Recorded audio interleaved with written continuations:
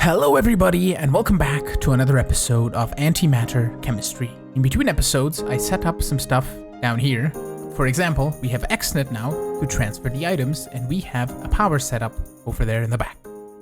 Once I realized that we have Xnet, we can easily use it to transfer items and power and pretty much everything inside of one cable, and we could potentially just use it around the base everywhere pretty much, because it's going to be easiest, I think, to do other than using item ducts and flux-infused item ducts, kind of like we're using here. I made a few of these in between episodes, but basically what we have here is just an extract on all of the ender chests set to extract a stack every 10 ticks.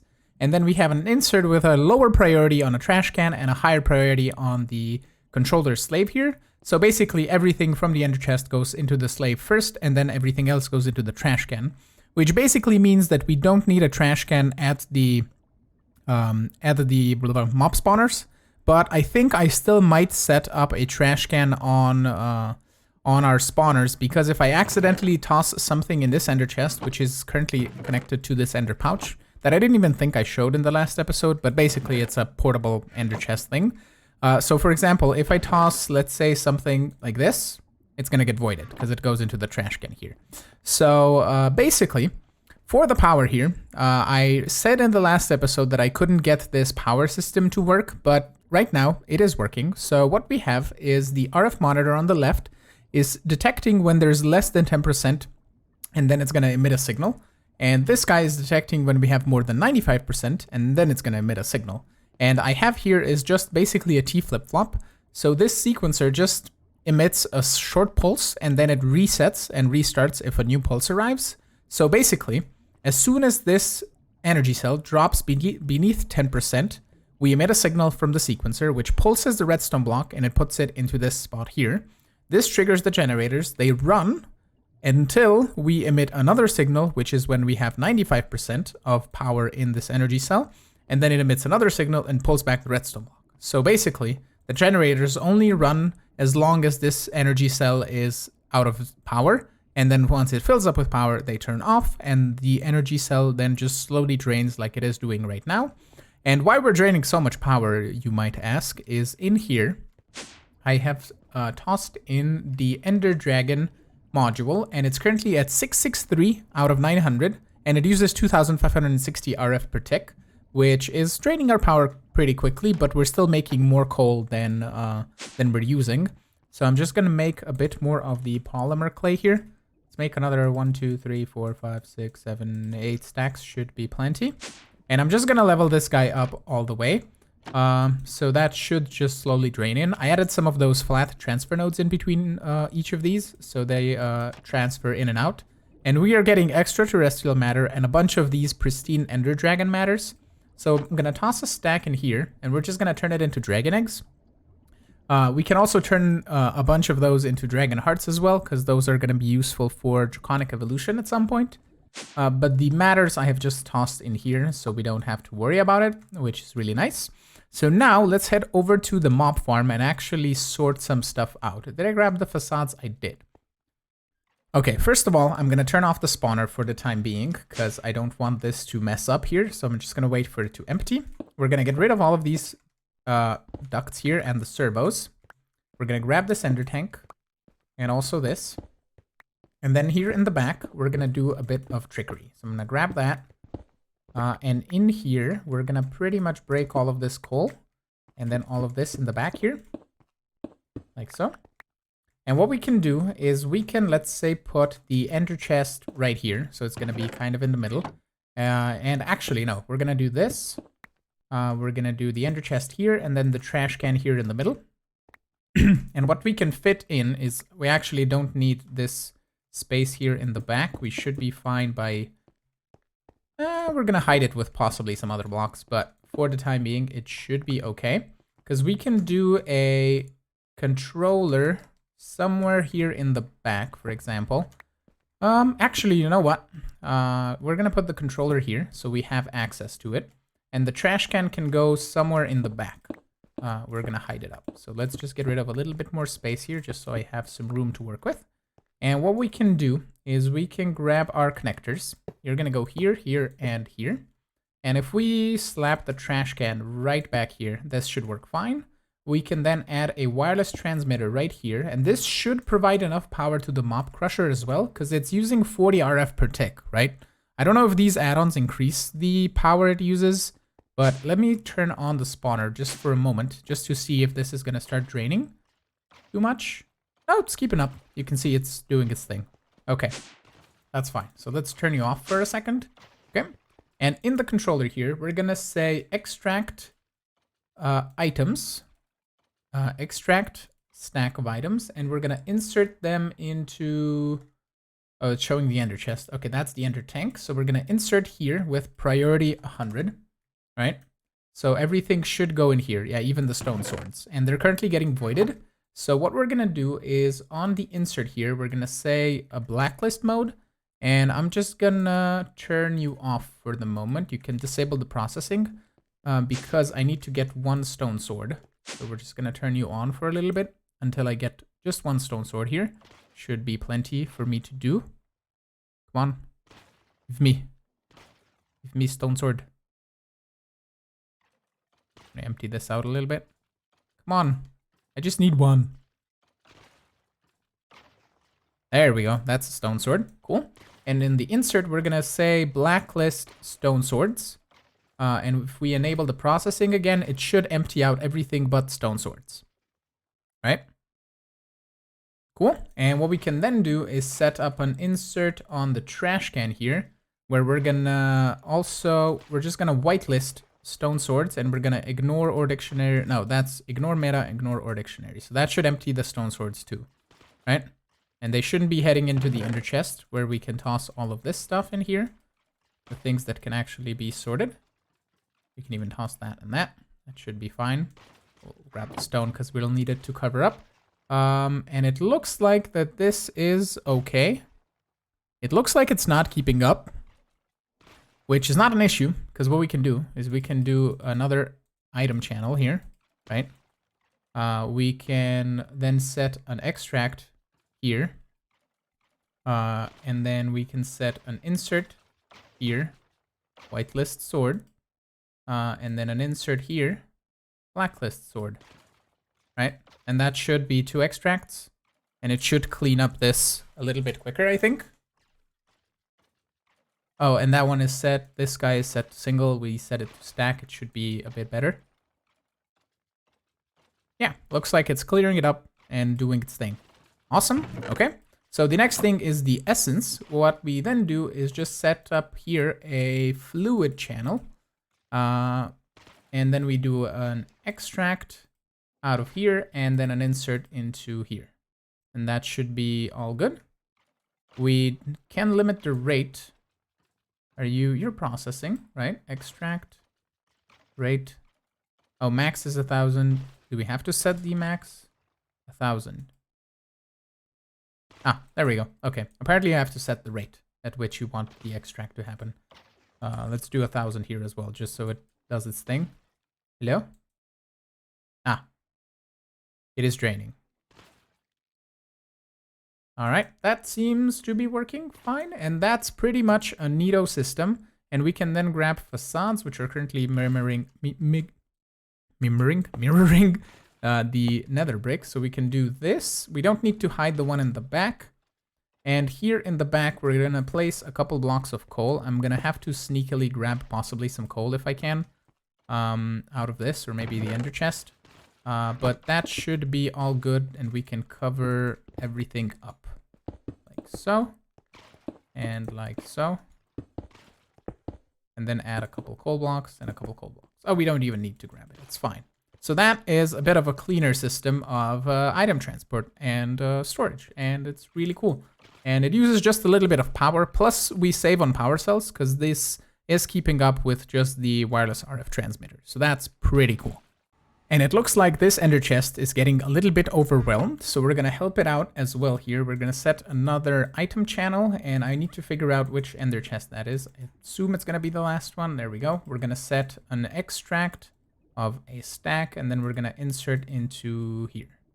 And that should help it out a little bit. Oh, we might need a... Oh. Let me toss these up here Yeah, it looks like it's fine. Yeah.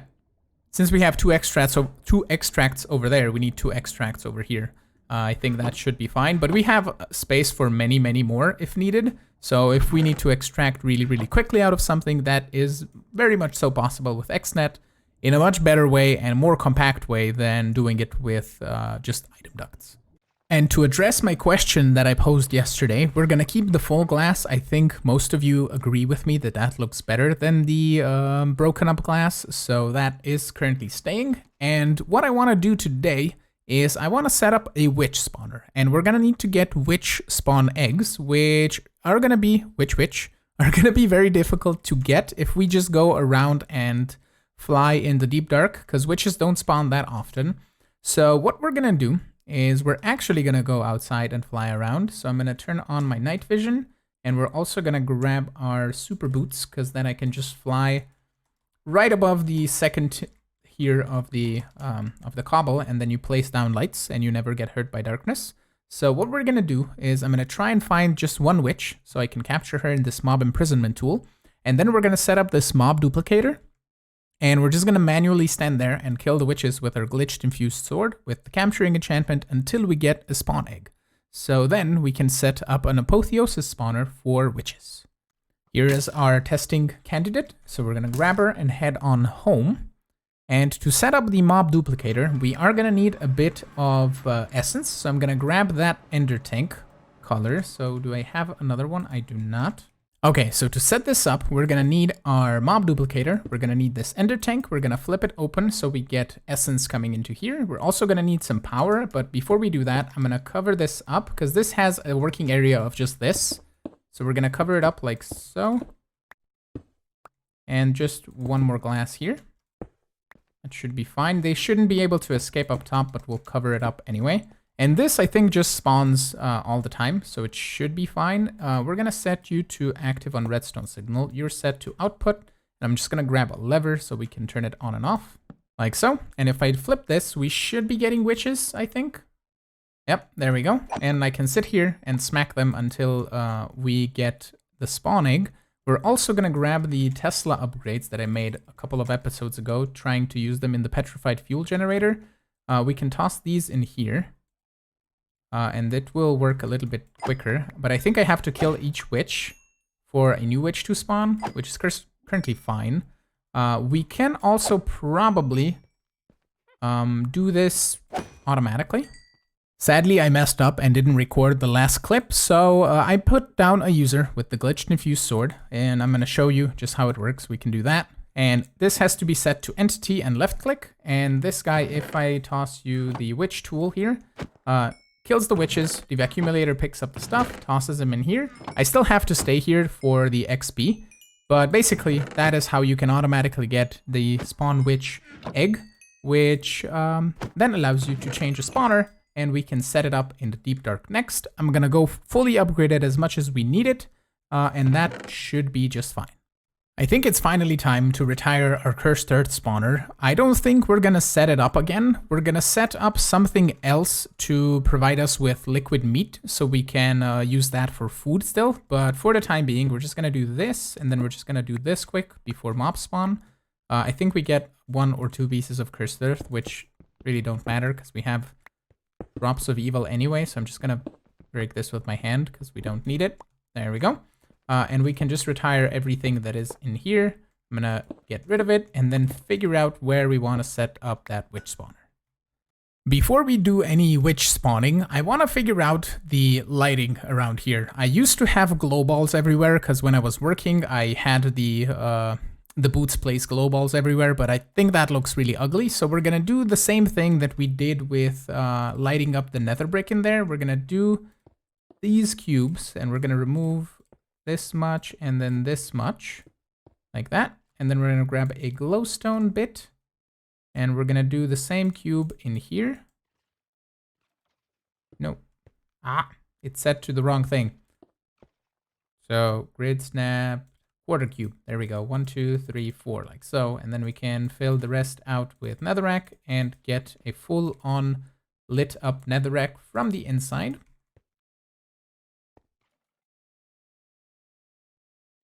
Like so. and we can then grab one of these positive chisel designs that I made in between episodes. We right click this onto the netherrack, and what we're gonna do basically is just grab this one, and let's say we place it right over here where we need a bit of lighting. So that lights up everything over there. And we can then just go around here and place these in places where there's red X's. We can light up everything. It doesn't do any glitchy, lighty thingies, which is really cool. So we can just toss them all around the place here and light it up so it's nice and visible when you don't have night vision. And what I'm gonna go do next is just get rid of all of the glow balls everywhere by using chisel and bits to place down the same type of deal just with a stone block. So we're gonna go around here and just replace everything with this, so it's gonna be nice and lit up without having any sort of texture on the block as well. I basically set up the entire witch spawner with the killing chamber and everything being sorted out properly, but I have the issue that it's the same issue that is happening here, where wither skeletons are stuck on top, but at least these guys get knocked off or pushed inside so they eventually die and they don't cause an issue. Witches, on the other hand, they do not take damage apparently from suffocation, at least they don't do here for some reason. Maybe I needed 3 blocks on top or something, but I don't know. So I'm thinking the only solution that we have is to install another mod that will give us access to wirelessly control blocks with redstone, and the mod being, I believe, random things. So I'm gonna go install that, and I'm gonna try and disable everything that would be considered cheaty in some way or provide you a different advantage that you normally don't have if the mod isn't installed, and I will only have the things that I need installed, so that should be fine and working, and we can hopefully get this friggin' witch spawner up and running. I have now installed random things, and there isn't much I could disable, but I disabled as much as I could have. So some of the blocks still have probably some uses, I don't know. I just need these interfaces, really. So we're gonna get just the stable, unstable ender pearl. Let's just make me 6. Oh yeah, I have obsidian in the other dimension. So we're gonna make 6 of these, and then I believe we need also a tool, this guy, the redstone tool. And with these, we can now control the spawner super quickly and super easily in the deep dark. And the way this redstone interface works is you shift right click to select it, and then you right click the item that you want it to connect to, and that way it is hooked up. And it's still a problem with the witches spawning on top. Even if I place solid blocks, the spawner just thinks it can spawn there. So we're gonna try a different solution. We're gonna put that on there, and we can spawn the witches now.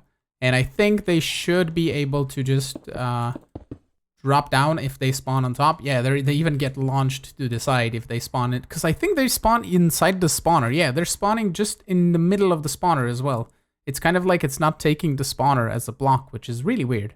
So I would assume if I placed blocks around all of the spawner, they would just spawn directly inside of blocks, which would be weird. But anyway, this will solve this issue, and we're gonna decorate the spawner a bit later. I just wanna set it up so it's functional, and we can do that for other spawners as well and decorate them later if we need them. I reported this as a bug, or at least them spawning inside of blocks as a bug, so I hope it will get taken care of. But if not, we're just gonna be settled down with vector plates on top. And for wither skeletons, it's really not an issue since they die on top. Plus we have the ignore spawn count, so it doesn't; those two don't count towards the amount of skeletons that can spawn from the spawner, so it shouldn't be an issue.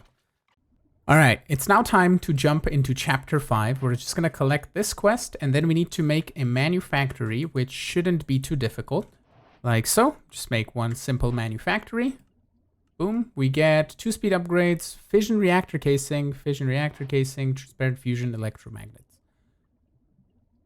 I don't know if it's this. I have no idea. Okay, so then we need to make an alloy furnace.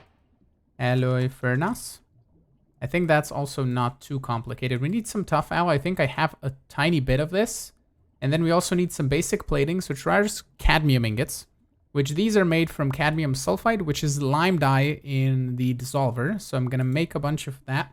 We set up a cactus farm in between episodes. It's just trapdoors on top, and then we have, I think I put like a growth crystal underneath the cactus, or not, I don't remember. But a accumulator just collects the cactus, so we can do like a couple, maybe 4 stacks or so of this, and we can get it cooked up into the furnace, and we can then make lime dye out of a bunch of bones that we have. And I'm not even gonna bother using a pulverizer because we have so many bones that it doesn't matter. So we're just gonna toss a bunch of that in here. And we can then make ourselves a bit of lime dye tossed through the dissolver so we can get the things that we need. While we wait, I want to show you that this is now on it's self-aware tier, and we have a bunch of pristine Ender Dragon matters, and I turned a stack into dragon hearts and a stack into dragon eggs, and we're going to turn a bunch of that into draconium dust as well, because we're going to need that for making draconium ingots, I believe. I don't know if Dragon's Breath has any use other than in the... Oh, you can use you make Bottle of Enchanting. Other than in the halitosis generator. That's okay. So we can toss these in here. They can just wait for when we need more stuff. But that is going to make us a bunch of draconium dust, which is wonderful. That, I think at some point we're just going to be running that Ender Dragon model constantly. So let's put this in here. So that should be fine. I think I have a little bit more in here. Yeah, we're going to do that and that. And then these can go in here as well. Cool. Now that we have cadmium, we can add it to our storage system here. And I'm going to grab all of it pretty much out. And it's still processing a little bit in here. And we can then do just a lock on the recipe like that. And we can toss all of that in there. And we should have more of it processed in here. So we can just toss it in there. And we should eventually get a bunch of cadmium ingots. We have 32, so it would take 8 stacks of lime dye to get a stack of cadmium ingots, because I used 4 stacks for 32. Okay, so an alloy furnace is what we were trying to do, and we need that for each basic plating. Oh god, that's gonna be a grind. And graphite dust is just, I believe, okay, it's pulverized coal in a manufactory. So if we do coal, let's grab 1, 2, 3, 4, 5, 6, 7, 8 of these. And we're gonna go set the manufactory down somewhere down here. We don't really need this guy, to be honest. So we're just gonna do this. And you're gonna be incredibly slow. So we're gonna grab some upgrades, which we have been steadily getting from our loot crates. And I didn't show you this, but that's a loot crate opener. And what you can do is you can toss in, let's say, these loot crates. I just toss them here in this chest. They get funneled down, and then items get stored in here, and then they're extracted down here on the bottom, and then I just manually sort through them. I trash can most things, but like white antimatter and all the storage upgrades I keep. So down here, if we give you some speed and energy upgrades, you should be running a little bit faster. Let's do 8. And actually, let's do 16. Should be fine. And I want to just get us started. So we're going to get like 16 of this. And the rest will process off camera.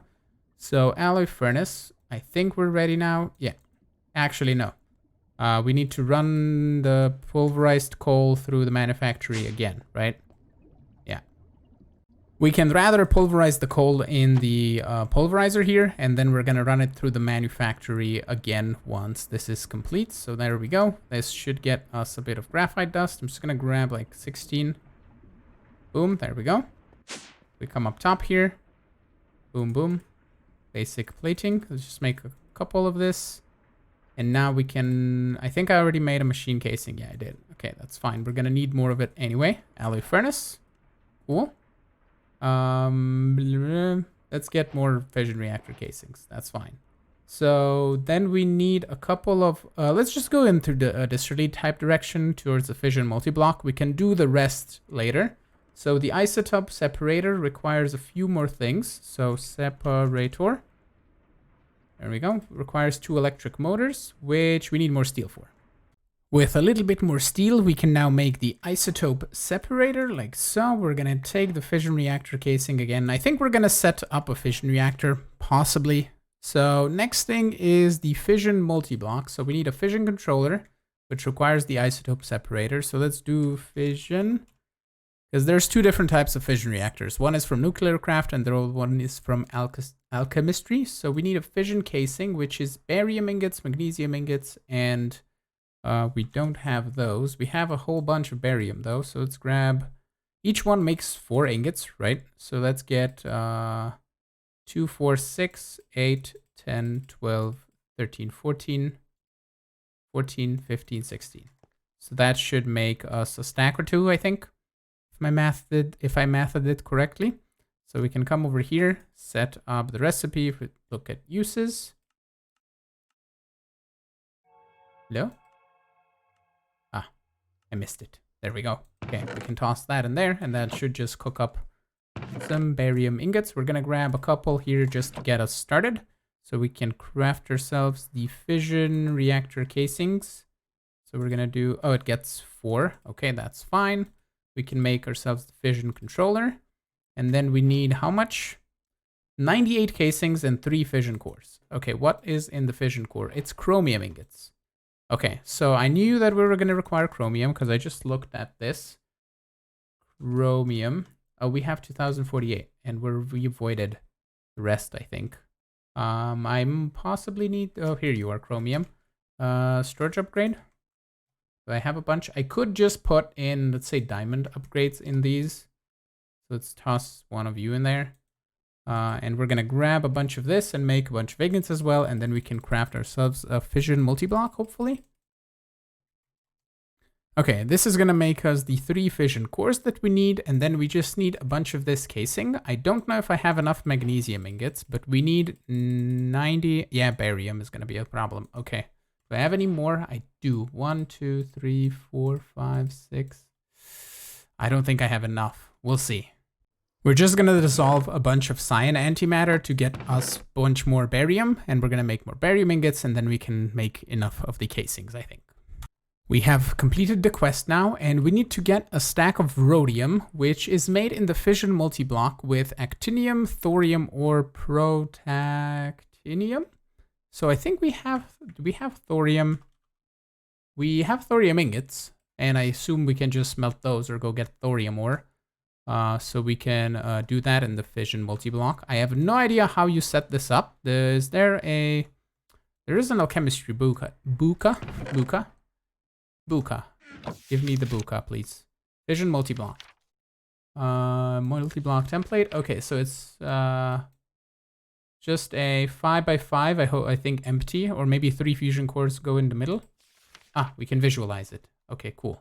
Let's go on this early side direction place. We're gonna figure this out. So we're gonna place you like that. I totally did the fusion multi-block, not the fission multi-block. So we're gonna see if this is gonna work. Did you place in the middle? I think you did. Yeah. So a 5x5 on the bottom. Like so, and then the 3 of these in the middle. And then everything else is just the fusion wall. Like so. And then we place the controller here. Aha! It still says invalid fission multi-block, but it did complete. I assume maybe power? Do I have a power cell in here somewhere? Hopefully. Power cell, yes. Have power. Okay, this guy has to be flipped to the right way. Okay, so that's fine. And we can now split atoms, I believe. So if we take some of our thorium ingots here and go toss them through the chemical dissolver, we should get a bunch of thorium here. And let's just grab a couple of stacks here. And let's see what happens. I toss you in here, you process, and you get us rhodium.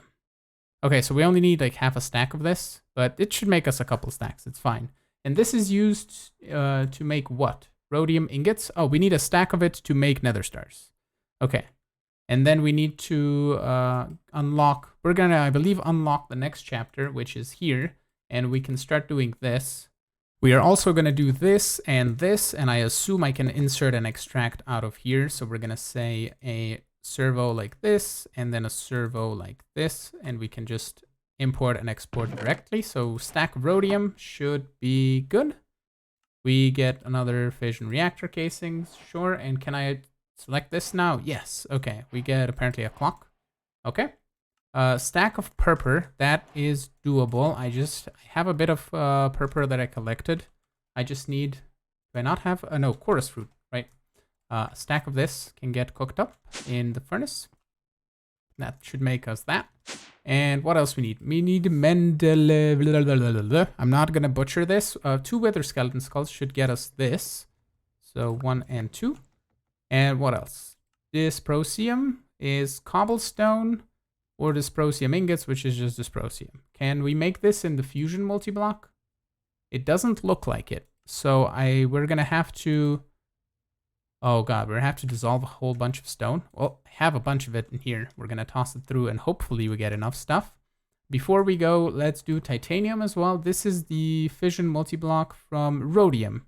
Okay, gets us titanium or ruthenium is... Okay, so you can basically go... Okay, gotcha. So this is complete. It has another stack of this.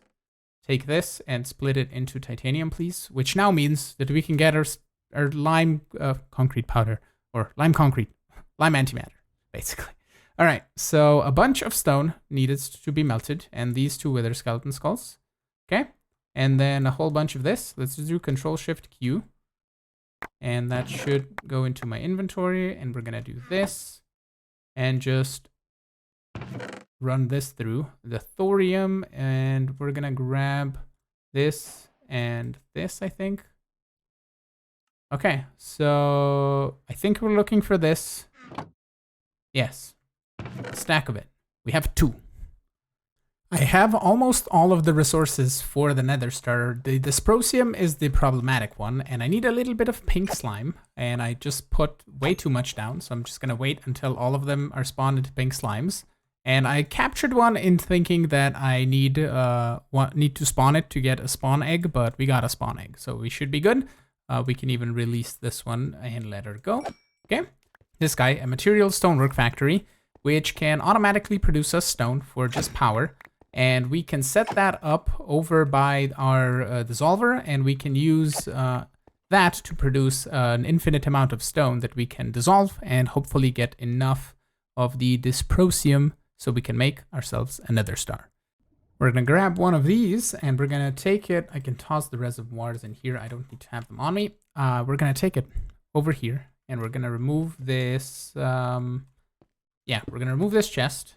We're going to put you up here and we need power. So we're going to do a little bit of a weird thing. We're going to put you right here.